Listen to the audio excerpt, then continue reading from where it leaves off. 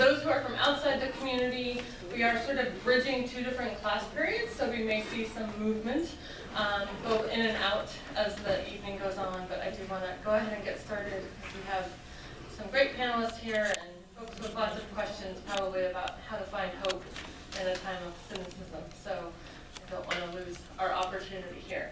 So my name is Rebecca Coughlin. I'm the Associate Director for Graduate Enrollment Management here at the School of International Service, and I have a secondary role focusing on diversity and inclusion for SIS.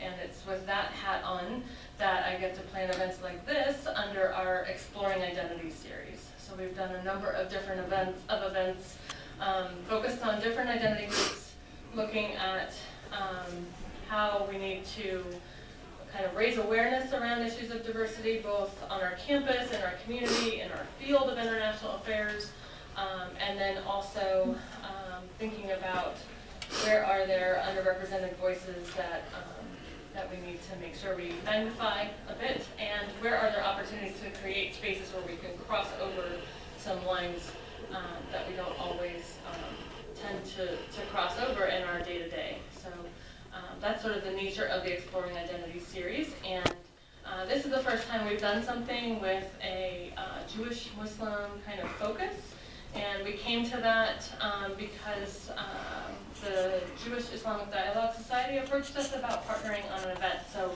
one of the things I'm excited about tonight is that we're partnering with an organization out in the community. So it's not only about bridging different kinds of identity groups, we're also talking about bridging the campus and the community, and I think that's an exciting opportunity as well. So we'll keep it fairly informal tonight. We do have a panel here, but we'll definitely leave time for discussion and Q&A later on, and hopefully some time to just informally mix and mingle after the formal comments and the Q&A are finished. So before I turn things over to the panel, I do want to introduce Dan Spiro, who is the co-founder and coordinator of the Jewish-Islamic Dialogue Society, and I asked him to come up and say a few words to put their organization in some perspective for us before we move on to the content.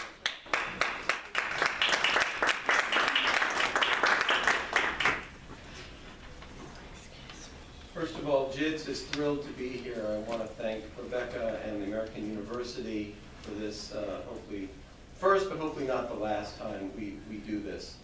And for those of you who are new to JIDS, this organization began right around the time Barack Obama's presidency began. Early 2009, we had our first meeting. And we have formed a community of Jews and Muslims. We have maybe 800 or 900 people who get the emails regularly. We probably had about 60 or 65 dialogues and done a lot of social action events over the years in addition to that. And we'd love to have you all join. We are about creating the atmosphere of family, the notion that all human beings are family, all human beings are cousins, but Jews and Muslims are the closest of cousins. And we also welcome a third group. We call them allies. So if you are a Jew or a Muslim or an ally, you are welcome. We have a sign-up sheet in the back. Please sign it so you can get our emails periodically. And there's also literature if you want to read more about our group. The final thing I will say is that what we try to do at our events is keep it real. So we take on controversial topics, and we encourage people to say what they think about it. And that's kind of the spirit that we bring. That's all I have to say. Welcome.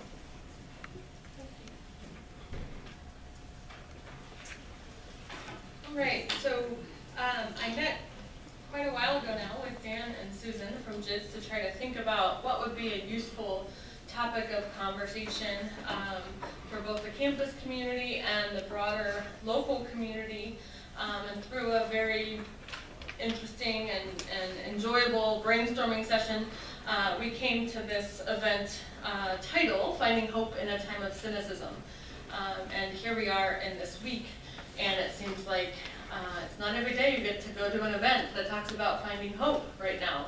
So I hope that it's a really useful conversation for us tonight, and I think we have some great folks to talk with us about how they have done this work.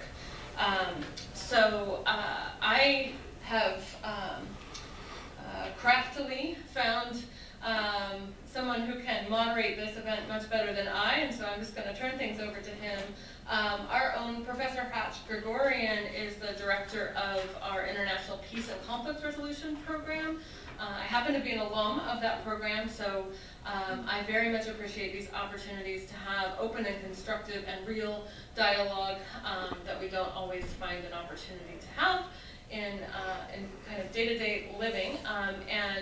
Professor Gregorian is certainly well-versed in these areas as well. He's our practitioner in residence, actually, because he comes to AU with a whole career of experience in conflict all around the world. And so I'm thrilled to have him moderating the conversation tonight. He has a range of different experience in the DC area as well. He's the co-founder of the Alliance for Peacebuilding and a recipient of AU's Capital Area Peacemaker Award. Dan and Susan and I had decided we would try to have a focus on tonight's event looking at both the campus community and the local community, and perhaps broadening from there going forward. But I think having Professor Gregorian here to help us in a conversation that allows us to look super locally here on campus and then to the broader area, I think will be really fruitful for us. He also has been engaged in our practicum program for the last several years as a faculty member working on a practicum looking at conflict transformation and peace building, and that's a construct in our curriculum where students engage with organizations doing this work, and his practica traditionally look both locally and globally, and so again, with that kind of a lens, I think he's a perfect person to be moderating tonight. So with that said, I'm going to turn things over to Hratch and get out of the way.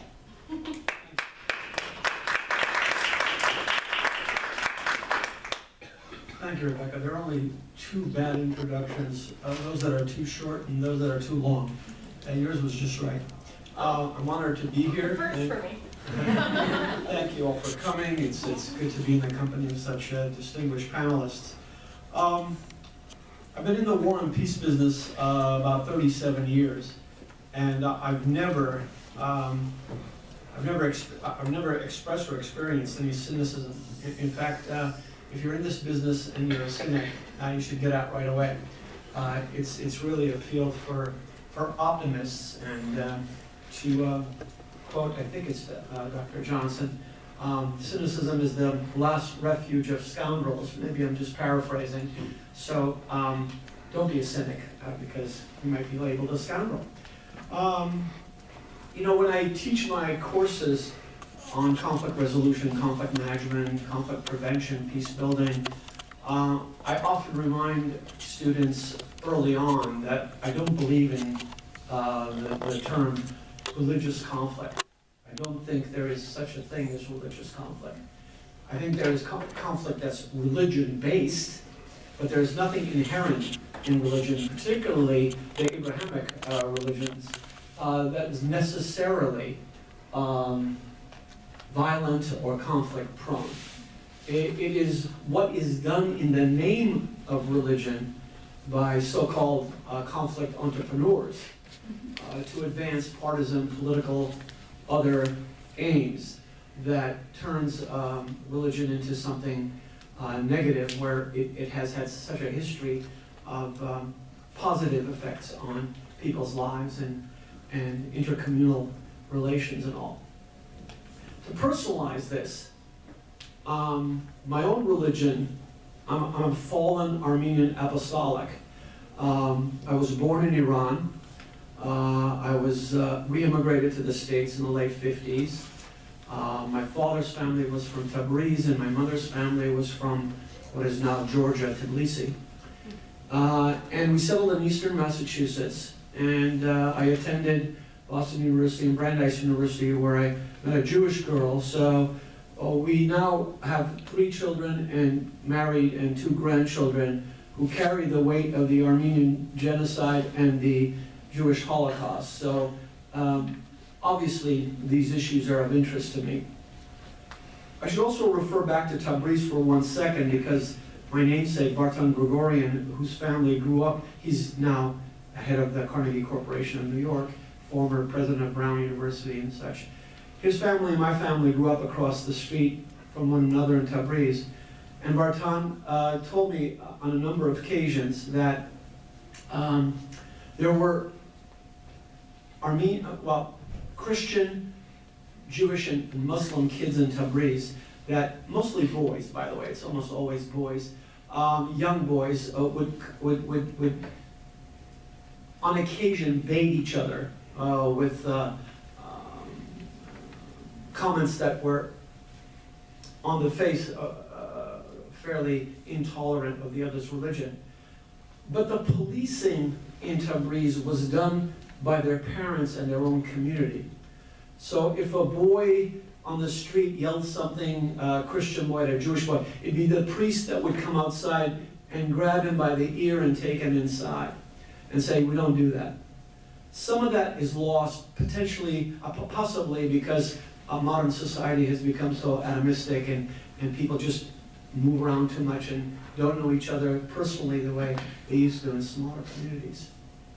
But I think another part of that is due to the tone that's been set by so-called leaders. And I say so-called leaders because I don't think a true leader exploits those differences in order to advance partisan aims, political aims.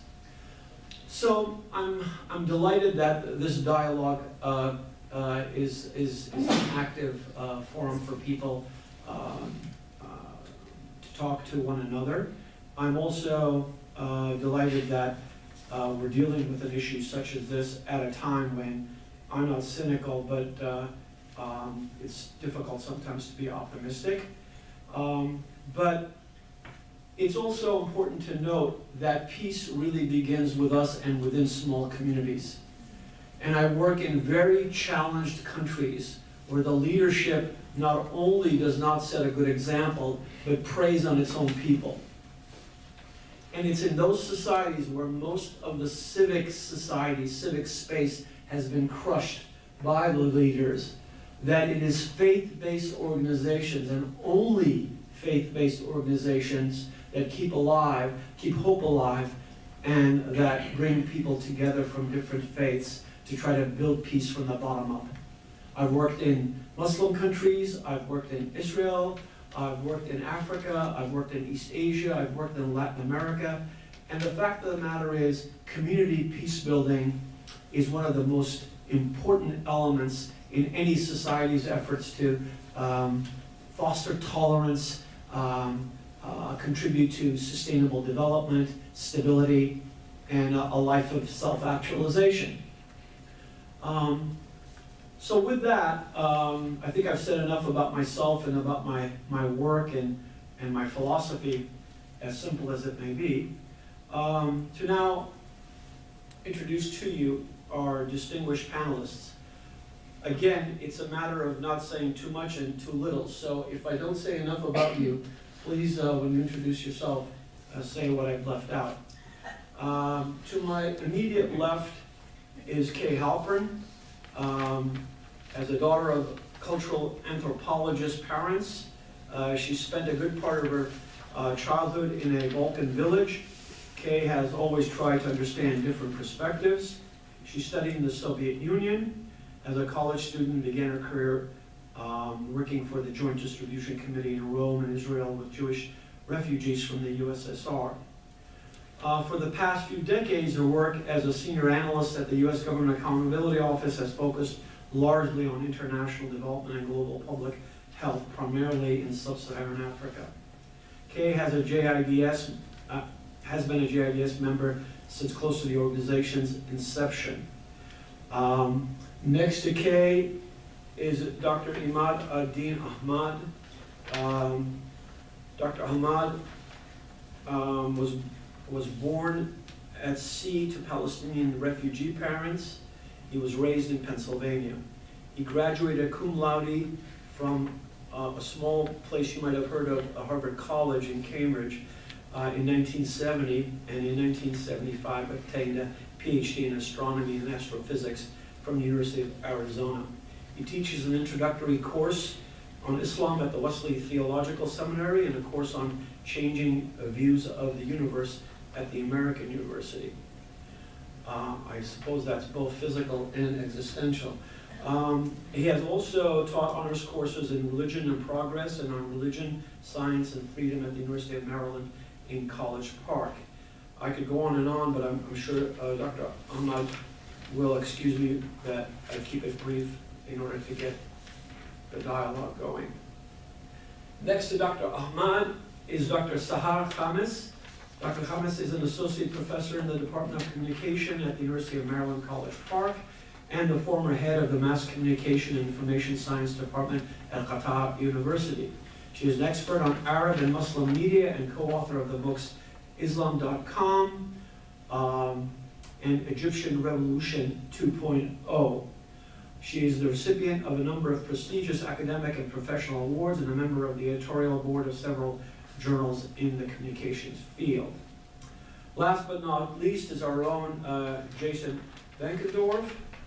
Jason has served as Executive Director of the American University Hillel since 2011. You have the bios in front of you, but you will note that under his leadership is more than tripled student involvement and dramatically expanded in the number of ways for students to connect with Jewish life on campus.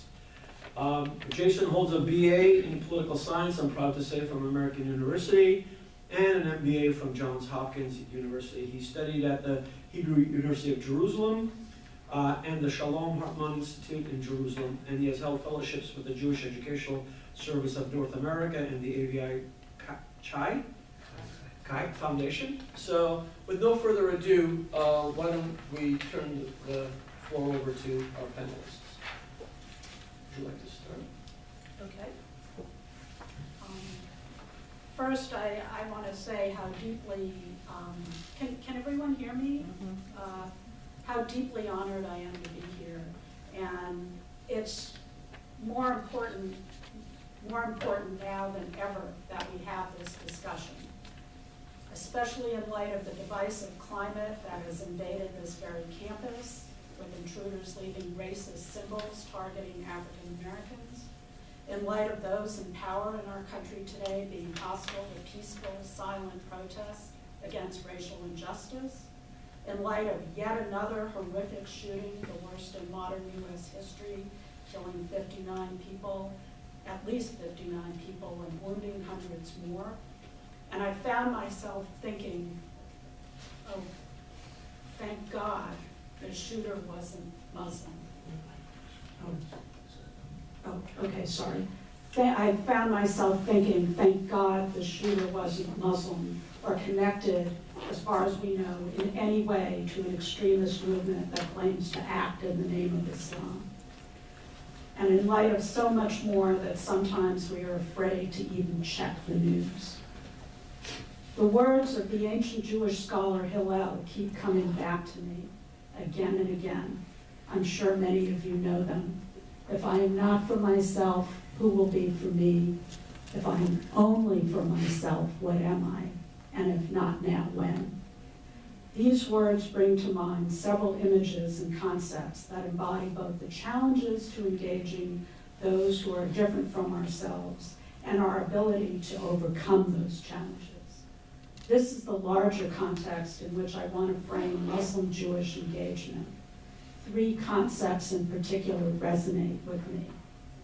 Eitz Chaim, the Jewish image of the tree of life, which helps me grapple with the tension between the particular and the universal. Images from Islam and Christianity. Open palms, open heart, submitting to the sacred whole that includes us all. And finally, the power of now, where I was reminded of the words of a Buddhist monk during a Yom Kippur service. The tree of life. The tree of life is firmly rooted, nurtured by the soil in its specific spot, spreading its branches and leaves upward and outward toward the sun, the universal source of all life. We are grounded in our own